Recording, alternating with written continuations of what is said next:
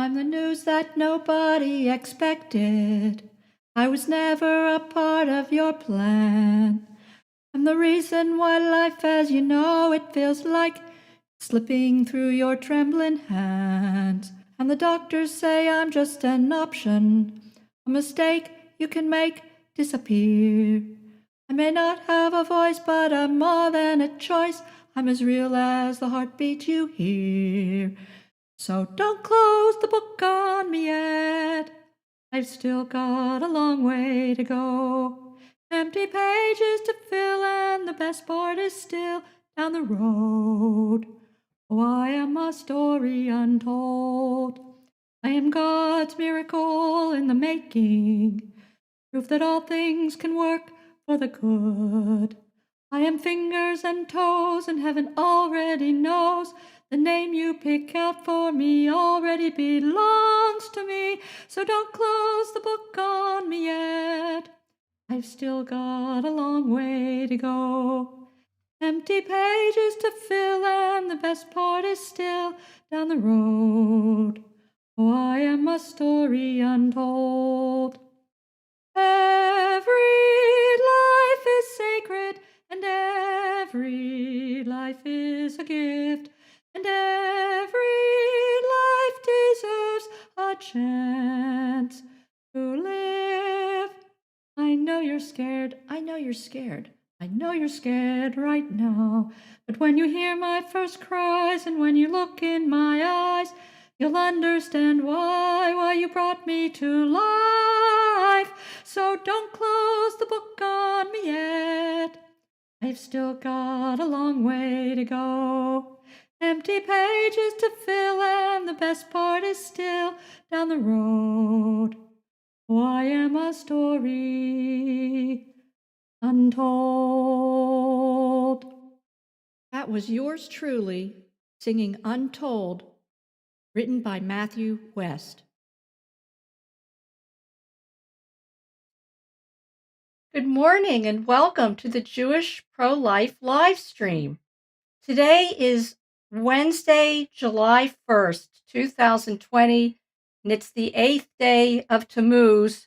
Oh, it's the 9th day of Tammuz in the year 5780.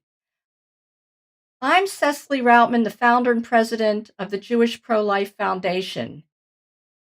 And we're going to be here for about 20 minutes this morning, maybe a little longer, to talk about a very troubling article that was published in Newsweek this past week. It was written by the CEO of the National Council of Jewish Women, and it was entitled "The Jewish Case for Abortion Rights." And I mentioned this in our show yesterday, and I felt that today we needed to go much more in depth with it. So I'm going to dispense with our usual introduction, and we're going to go right into the story. Now, here is the headline: The Jewish Case for Abortion Rights. And what we want to do today is spend some time debunking every single argument that they use to show the public that Jews are for killing children in the womb. So it's very important. One of our main objectives in our pro-life work is to sort of bring down the anti-Semitic backlash and reaction that we get because of our pro-abortion advocacy. And we're going to attempt to do that right now and set this right. So we're going to use our slides from our PowerPoint to go through this work today. And our PowerPoint is called Judaism, the Original Pro-Life Religion. So we are going to be talking about the Jewish case against abortion rights. And we're going to start with our prayer: may there be abundant peace from heaven and good life upon us and upon all Israel. Amen. The article begins by talking about the Supreme Court ruling the other day on the June Medical Services versus Russo. And they say that once again, the Supreme Court affirmed our constitutional right to abortion, which is from the very get-go a complete fabrication, because as Justice Thomas declared very clearly in his dissent of the opinion, there is no constitutional right in our United States Constitution to kill a child in the womb. And then the article goes on to say that the fight is far from over. There's a lot of pro-life, or as they call them, anti-reproductive rights legislation at the state level. And then the article says, as we consider the future of abortion access in this country, it may be helpful to note that abortion access is not only a 14th Amendment issue, as the Supreme Court itself ruled with Roe v. Wade in 1973, but a First Amendment issue in light of the fact that pregnancy termination is not only permitted by Judaism, but at times required. Two things about that. So the 14th Amendment actually states that no state shall make or enforce any law which shall abridge the privileges or immunities of citizens of the United States, nor shall any state deprive any person of life, liberty, or property without due process of law, nor deny to any person with its jurisdiction the equal protection of the laws. This 14th Amendment was put into place when slavery ended. It was speaking directly to the slave, the newborn freed African American person, okay, who's had not been protected under the law for their life, liberty, or property. So now this article from the National Council of Jewish Women says that they're actually referencing this amendment, which says that nor shall any state deprive any person of life, liberty, or property. Well, we consider the child in the womb a person. And you just can't say it's not a person so that you have a right to kill it without any consequences. That's one thing. And then it talks about that not only is abortion permitted by Judaism, but at times required. So next thing we're going to talk about here is our first slide that I'd like to show you today, which is called The Sanctity of Human Life in Judaism. Judaism was the first religion in world history to consider each human life as sacred and to prohibit child sacrifice, interestingly enough. Our Talmud says that a fetus or an unborn child is included in the Noahide prohibition of bloodshed, and that this we learn from the original translation of Genesis 9:6-7, which says, "He who spills the blood of man within man shall have his blood spilt, for in the image of man, for in the image of God made he man, and you be fruitful and multiply, swarm in the earth and multiply therein." The Talmud does interpret the blood of man in man as to include a fetus. Things that are prohibited under the Noahide laws are also prohibited to Jews. It also goes on to say the penalty of having his blood spilt is interpreted by Maimonides as referring to a punishment by the hands of heaven, not necessarily by the courts of man. And which brings us to the next slide I wanted to show you, which is from Maimonides, and he declared, the definition of murder according to the Noahide laws includes a person who kills even one unborn in the womb of its mother, and adds that such a person is liable for the death penalty. And this was in his Mishnah Torah, which was a reprise of the original Torah. This is in clear contradiction to the article, which says that pregnancy termination is not only permitted by Judaism, but at times required. So this takes us to the next slide.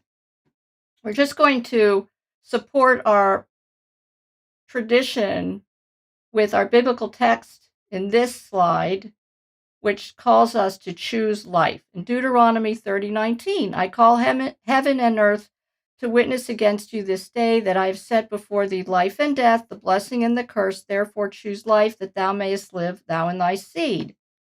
And then the article does not state at all that Judaism actually prohibits child sacrifice, but it actually does. In Leviticus 18, and thou shalt not give any of thy seed or set them apart to Moloch, neither shalt thou profane the name of thy God. I am the Lord. Jeremiah, for the children of Judah have done that which is evil in my sight, saith the Lord. They have set their detestable things in the house whereon my name is called, to defile it. And they have built the high places of Topheth, which is the valley of the son of Hinnom, to burn their sons and daughters in the fire, which I commanded not, neither came it into my mind. And then Psalm 106, and they mingled with the nations and learned their deeds. They worshipped their idols, which became a snare for them. They slaughtered their sons and daughters to the demons. They shed innocent blood, the blood of their sons and daughters, whom they slaughtered to the idols of Canaan, and the land became polluted with the blood, and they became unclean through their deeds, and they went astray with their acts. And oftentimes we cite the fact that babies murdered from abortion actually go into incinerators. So it's happening again. We're still burning our sons and daughters, sacrificing them to the God of our, self-possessed conveniences, our self-possessed fears, our lack of faith in providence, the propaganda that we've learned that it's good for women, it's healthcare, it's a right, all these things. So yes, Judaism does not only prohibit abortion, but it actually prohibits child sacrifice very, very clearly. The next part of the article talks about the most fundamental text underlying Judaism's understanding of abortion rights is in the book of Exodus, describing a case in which someone inadvertently causes a miscarriage. The Torah specifies that the guilty party would be liable for manslaughter only if the pregnant person themselves die. Otherwise, they must simply pay monetary damages, as the fetus is not regarded as a person. Well, our slide here talks about the misuse of Torah language to justify shedding of innocent blood in the womb. Oh, good morning, and shalom to Joe and to Rabbi Nachman. Good morning. So the slide says, it actually cites the text in Exodus, which the article references. When men fight and one of them pushes a pregnant woman and a premature birth results, but no other damage ensues, the one responsible shall be fined according to the woman's husband may exact from him, the payment to be based on reckoning. But if other damage ensues, the penalty shall be life for life, eye for eye, tooth for tooth, hand for hand, foot for foot, burn for burn, wound for wound, bruise for bruise. Now, this text has long been used by abortion advocates to reframe abortion as legal in Judaism. This text is not a license to abort an unborn child. Rather, it is a reference to involuntary manslaughter, which is not a capital crime. And Rabbi Aaron Soloveitchik so poignantly told us, he warned us that Torah is compared to the Sinai, the burning bush, because fire gives heat, light, and devours fuel. But the light of Torah must only give warmth and light, love and hope. It must never be used to destroy or kill. This is not Torah, it is a perversion of Torah. Now, it's so nice that Rabbi Nachman is here this morning because we have talked a lot about this text. The usual translations do not reference a premature birth. They call it a miscarriage. And I want to just share with you Rabbi Nachman's very wise explanation of this text. He says, this verse must be carefully understood. Many translations read, and a miscarriage occurs rather than as a premature birth results. The passage, in my opinion, is to a premature birth when the context is considered. The text actually says that if the child departs, yasa, the womb, and no other damage ensues from the event. In other words, if because of the struggle the baby is born early but is otherwise fine, then the men may be required to pay damages for their carelessness, but no more. But if other damage ensues, in other words, the baby is born with some deformity or born dead, then the standard penalties will apply, an eye for an eye, tooth for the tooth. If the child dies as a result, the men are guilty of the murder, a life for a life. The text makes no sense any other way. The Hebrew term shachal references an abortion or miscarriage. That word is not used here. There is conclusive evidence that both Torah and rabbinic halakha regarding the pre-birth child as fully human and subject to the same protections and respect as all other people. Baruch Hashem, and thank you so very much, Rabbi Nachman. Yes, and the article is at learnamuna.com/being/abortion, right? .html. Yes, that's wonderful. Yes, thank you so much for that, Rabbi Nachman. It's such a relief and a privilege to have a pro-life view of this text to debunk the usual death culture opinion that is bandied about through most of Jewish culture today. The next slide I'd like to show you. Oh, yes. So now the article then goes on to talk about other authoritative Jewish texts further emphasize that the fetus does not have the status of personhood, describing it as mere fluid for the first 40 days after conception and part of the pregnant person's body thereafter. So in 2020, these people here who are supporting a death culture are citing very primitive, unscientific references. This is called cherry picking of biblical text. And we have slides that respond to this argument as well. This slide is called Outdated and Erroneous Opinions on the Status of the Child, the Unborn Child. And here we are.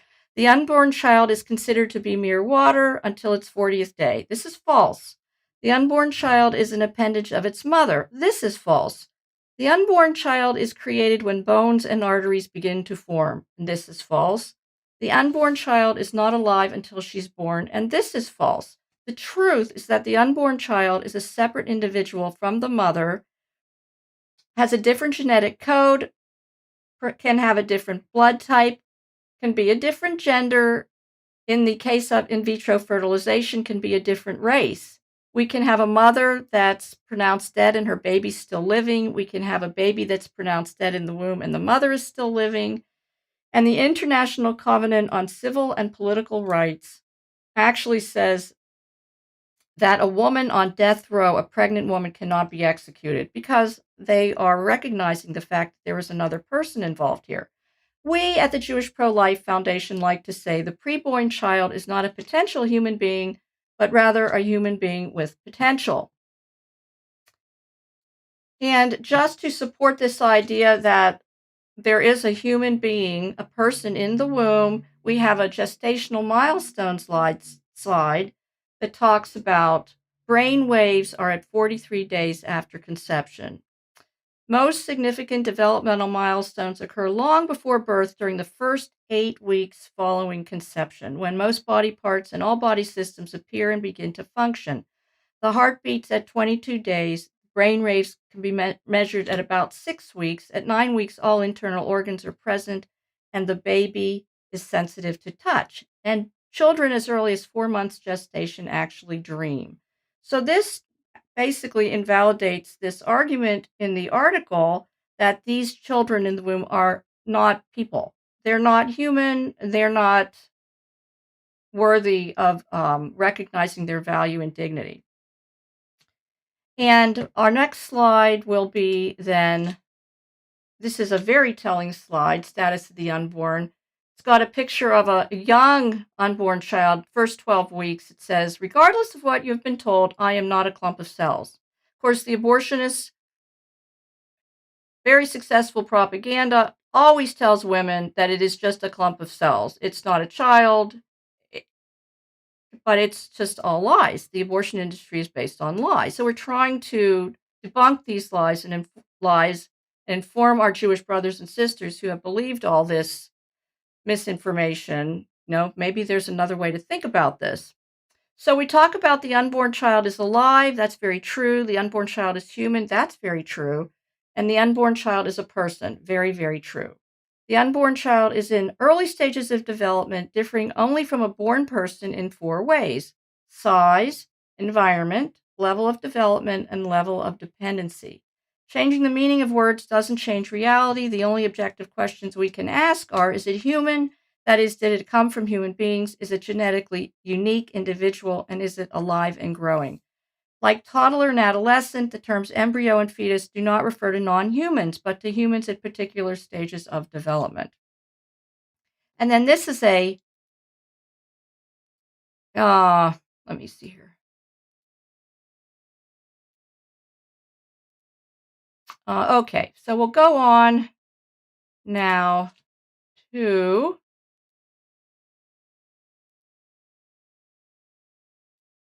the next slide that I wanted to show today, which is the slide about the exception to the abortion prohibition in Judaism. Now, the next part of the article talks about more than that, our tradition is clear that abortion is absolutely required when the life of the pregnant person is at risk. Interesting that they're calling the pregnant woman a person now. I guess that has to do with the politically correct gender issues that we have today. Anyway, through the whole duration of the pregnancy. Now, we're going to discuss the exception to the prohibition of abortion in Judaism with this slide.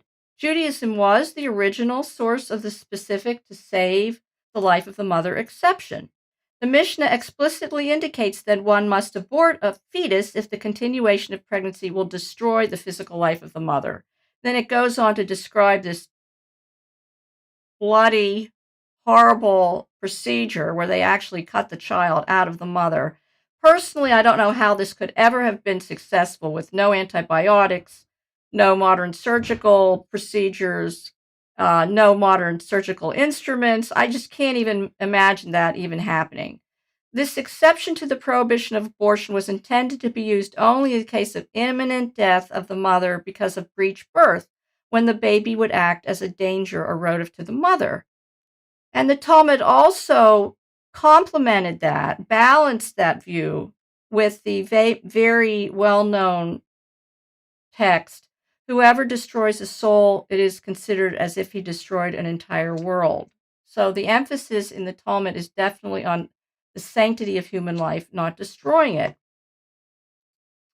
Now we talk about the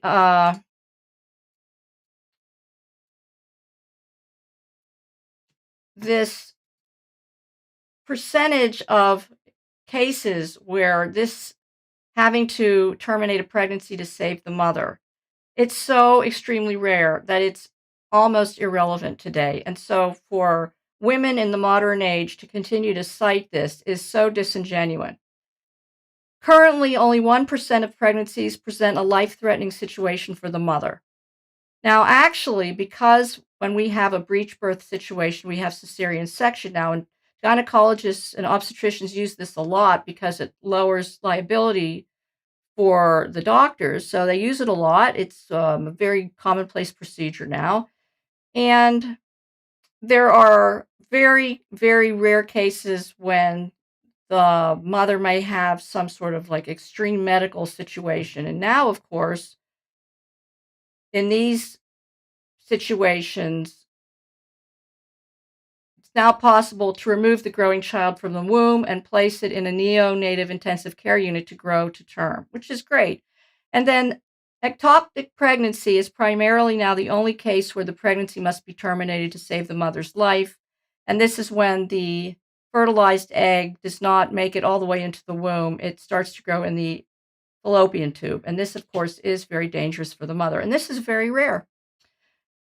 There's another interesting point about ectopic pregnancies, which is that this push now for telemedicine and providing abortion chemicals over the internet and over the phone, the woman is never given an ultrasound, and this can be very, very dangerous. Who knows if she's where the pregnancy is, the status of the pregnancy, if it's an ectopic pregnancy. It's very dangerous. And here we go. Exceptions to the prohibition against abortion in Judaism have expanded until now abortion is accepted through all 9 months of pregnancy and after a live delivery by many Jews and Jewish leaders in America and Israel.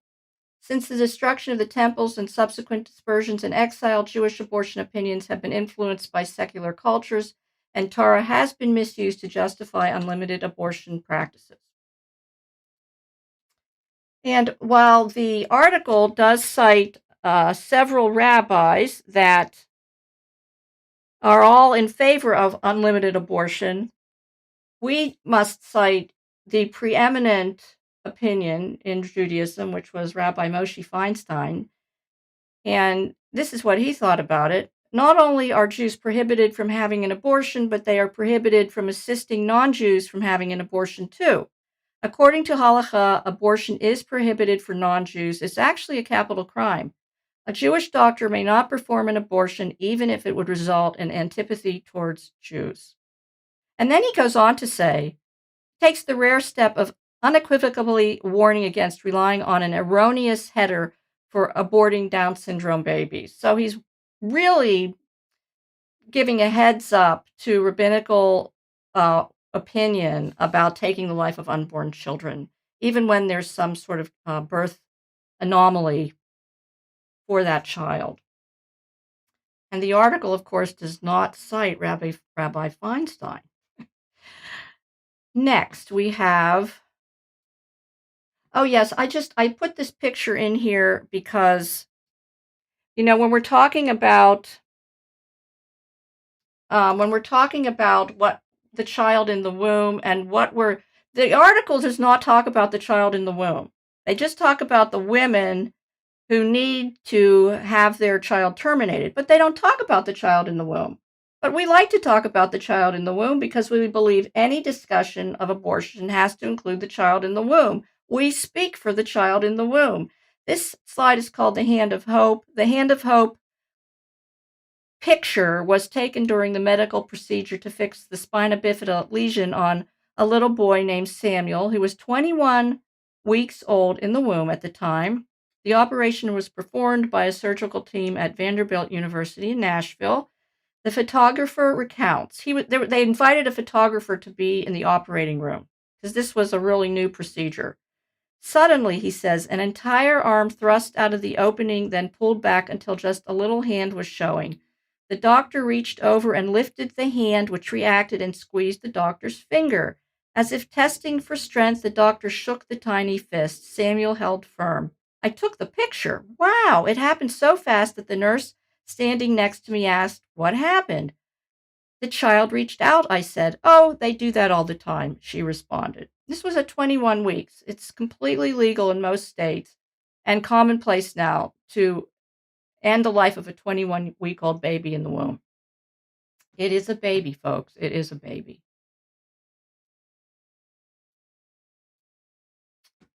Next, the article goes into the Establishment Clause, and they say, when it talks about Congress shall make no law respecting an establishment of religion. So they're saying in here that because Judaism permits abortion, the United States government has no right to impose any restrictions on how we practice our religion. And I would just say that the United States government does have a right to do that when our religion is killing people.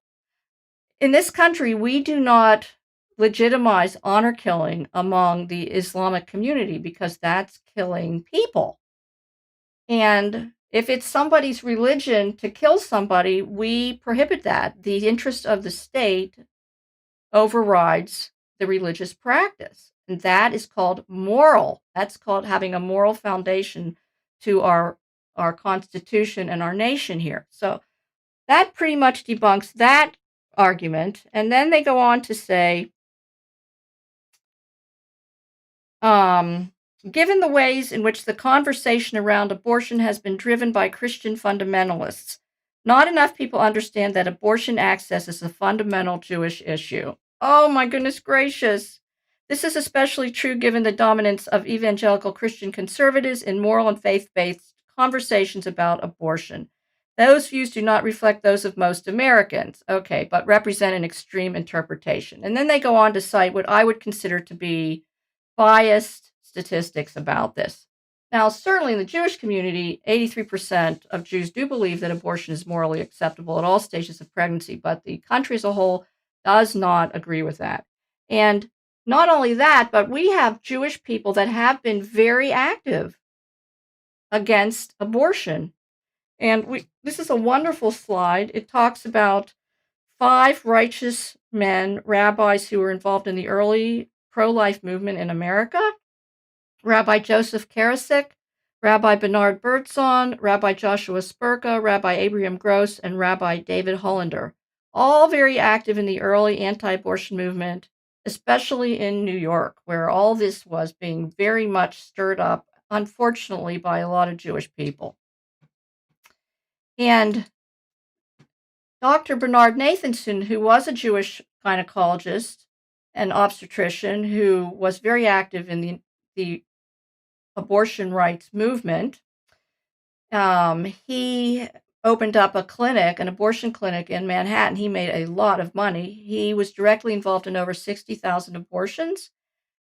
But once ultrasound-guided abortions came onto the market, which makes abortion a little safer because the abortionist can actually see what's going on. Well, don't you know, Dr. Nathanson's study of developments in the science of fetology and his use of ultrasound to observe the unborn child in the womb led him to the conclusion that he had made a horrible mistake. Resigning from his lucrative position, Nathanson wrote in the New England Journal of Medicine that he was deeply troubled by his increasing certainty that I had in fact presided over 60,000 deaths. Now, he does have a film, The Silent Scream. It used to be on social media, YouTube, whatever. It has been scrubbed. You can't find it anymore. I actually have some copies of it on DVD.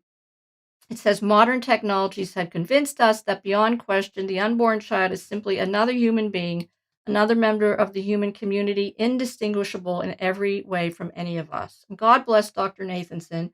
He could not find a Jewish religious leader to help him with his guilt and remorse and, spiritual pain over what he'd done. And he eventually was approached by a priest who converted him, and he died a converted Catholic. And here's another wonderful Jewish man who was involved in the pro-life movement, Victor G. Rosenblum. He was a distinguished professor at Northwestern University School of Law in Evanston, Illinois.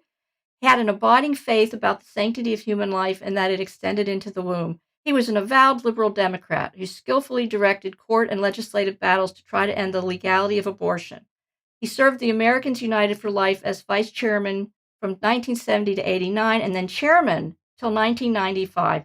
And in 1981, Mr. Rosenblum argued the anti-abortion side of the Hyde Amendment before the U.S. Supreme Court, the case that upheld Congress's refusal to provide tax money for abortions.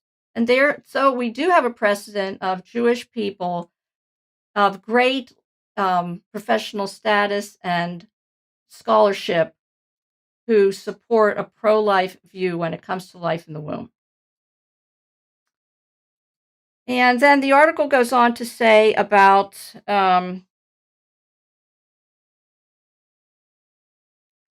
this is not just a matter of Jewish law, but of Jewish values. We consider preserving life to be one of our most critical commandments, and more broadly, building a just society to be of ultimate Jewish concern. And with abortion access, safety, justice, freedom, and lives are at stake. So, of course, Judaism has a keen sense of injustice, and Jews speak out against any kind of social injustice, right, without reservation, as in the case of a death row inmate who may be wrongly accused. Yet our unborn, innocent children have no comparable advocate. Instead, the majority Jewish community actively supports killing them for any reason with no second opinion or legal defense required. And an excerpt from a letter sent by New Jersey rabbis for alternatives to the death penalty says, Jewish law guides us to take unprecedented steps to prevent the execution of an innocent person. So yes, I agree that preserving life is one of our most critical commandments, but we don't go so broad as to say that should disqualify any person in the womb. Let's see here. So again, we don't hear in this article anything about this child. We hear this narrative that if you're a compassionate, well-meaning rabbi, doctor, counselor, social worker, or friend of a Jewish man or woman facing unplanned pregnancy, you advise abortion. That's what you do. You advise abortion. Lost in the recommendation, though, is the scientific fact and spiritual truth that abortion ends the life of an innocent child. Why can't we instead shift our focus to seeing a world where strong Jewish mothers rally to support, love, and feed a mother through her pregnancy and birth and empower her as a mother herself? Instead, we have these Jewish women they go in packs and they actually seek out women who need abortion, and instead of leading them into the light and into life and to motherhood, they lead them down the road to the abortion clinic and death and spiritual misery. And I always love to cite Jeremiah 29. For I know the plans I have for you, declares the Lord, plans to prosper you and not to harm you, plans to give you hope and a future. Just love that message, and we need so much to emphasize it. Now, Judaism demands a high level of compassion and mercy for the vulnerable and defenseless. No other demographic is as vulnerable as the defenseless child in the womb. We show no compassion for unborn babies who are given no pain medication before being starved, poisoned, burned, dismembered, and whose skull is punctured and crushed after partial delivery, or who are delivered perfect and alive for organ harvesting. As early as 10 weeks, an unborn baby feels real physical pain during an abortion. As Jews, we cannot inflict this torture on innocents. But this article doesn't talk at all about the actual reality of abortion, not only on the baby, but on the mother. And the article ends up talking about women and how women who lack access to reproductive health care, they're more likely to be in abusive relationships or seek unsafe abortions. And we should try to alleviate this problem by allowing women to have unfettered, unlimited access to abortion rights. But abortion really does hurt women, and we often cite our 13 attributes of mercy, which, Baruch Hashem, gives us a way to be healed from the terrible spiritual wound that abortion creates in a mother or a father. And we pray, Adonai, Adonai, God, compassionate and gracious, slow to anger, abundant in kindness and truth, who preserves kindness for 1,000 generations, who forgives iniquity, sin, and error, and who cleanses. And we do have a post-abortion healing program for any Jewish man or woman who has had an abortion experience. That they miss the child, they won't know. If they regret the abortion choice and suffer over it, do they feel angry, guilty, and sad? In the case of fathers, have they been left out of the decision completely and are completely powerless over this, and yet still feel guilty because they could not protect their unborn child? We do have a wonderful healing program to address this widespread problem in the Jewish community. It's unspoken, but it is definitely there. And we have pregnancy care resources that are very Jewish friendly. We have In Shifra's Arms, which is the only Jewish pregnancy care support system in the United States. You can find them at jewishpregnancyhelp.org. Then we have Birthright International. It's all over the world. They are very open to people of all faiths. They have no proselytizing element in their work. I actually volunteered with them for several years. I just cannot speak highly enough of these wonderful, wonderful people. In Israel, we have Efrat, the Committee for the Rescue of Israel's Babies. And we have adoption. We have Jewish couples that have reached out to us and ask us that if we can work with an abortion-minded Jewish woman and help her see that life is the best option. We can get these couples in touch with this woman. There's Embrace a Jewish Child. That's a Jewish adoption agency, and Jewish Children's Adoption Network. So we do have life-affirming alternatives to abortion that are available. And I do wish the women that wrote this article would mention this. I think that might be all that I had for us today for our slideshow. The article just ends by saying that, they're trying to get all hands on deck to fight any kind of pro-life legislation and to change administrations come November. They've also started an outreach to rabbis that agree with them, and they have a whole bunch of rabbis that have signed this pledge, and they're going to circulate this thing. Don't let it fool you. Judaism is the original pro-life religion. I don't care how many rabbis say to the contrary. Thank you so very much for listening to all that today. I had a lot to share. I was very disturbed yesterday. We've run way over. Please remember to visit our website, jewishprolifefoundation.org. You can download the entire PowerPoint. It's in PDF form with all the live links to a lot of wonderful information. You can also get it in book form. You can download the book and you can contact us directly. We'll send you a copy of it, a hard copy. You can go and download the healing program there. And a lot of Jewish people that suffer after abortion are just too scared, too ashamed, or too shy to contact us directly. So we do have the program available for download. And once you go through that, please contact us to work through some of the feelings that come up about that. I want to, again, thank you, everybody, for sticking in there with us today. And let's just try as much as we can to spread this life-affirming information in our community. I am going to write this presentation down. I'm going to publish it in our blog and send it around and see if anybody out there will publish it in a Jewish forum. And I encourage everyone to really just have a great faith in the Almighty, that He protects all Jewish souls, everybody's soul, especially these children in the womb, and that He has them in His protection and care, whether they are in their mother's womb or up in heaven. So with that in mind, again, thank you for listening, and we will, God willing, see you tomorrow.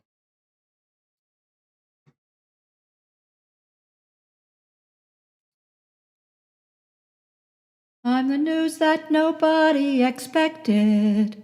I was never a part of your plan. I'm the reason why life as you know it feels like it's slipping through your trembling hands. And the doctors say I'm just an option, a mistake you can make disappear. I may not have a voice, but I'm more than a choice. I'm as real as the heartbeat you hear. So don't close the book on me yet. I've still got a long way to go. Empty pages to fill, and the best part is still down the road. Oh, I am a story untold. I am God's miracle in the making, proof that all things can work for the good. I am fingers and toes, and heaven already knows the name you pick out for me already belongs to me. So don't close the book on me yet. I've still got a long way to go. Empty pages to fill, and the best part is still down the road. Oh, I am a story untold. Every life is sacred, and every life is a gift, and every life deserves a chance to live. I know you're scared, I know you're scared, I know you're scared right now. But when you hear my first cries, and when you look in my eyes, you'll understand why you brought me to life. So don't close the book on me yet. I've still got a long way to go. Empty pages to fill, and the best part is still down the road. Oh, I am a story untold. May there be abundant peace from heaven and good life upon us and upon all Israel. Amen.